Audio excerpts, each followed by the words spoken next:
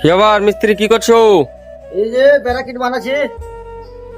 সাইডটা বন্ধ করা ছিল 3 দিন থেকে।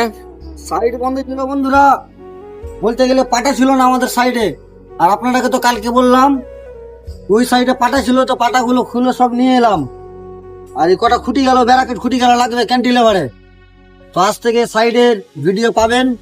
আর ভিডিওগুলো ভালো লাগতে গেলে লাইক কমেন্ট শেয়ার করে দিন। আর আপনাদেরকে তো একটা কথা বলছি, এই আইডিটাকে ফলো করে দিও, বন্ধুরাকে দেখাও, তার সাইড ঘুরিয়ে দেখাও।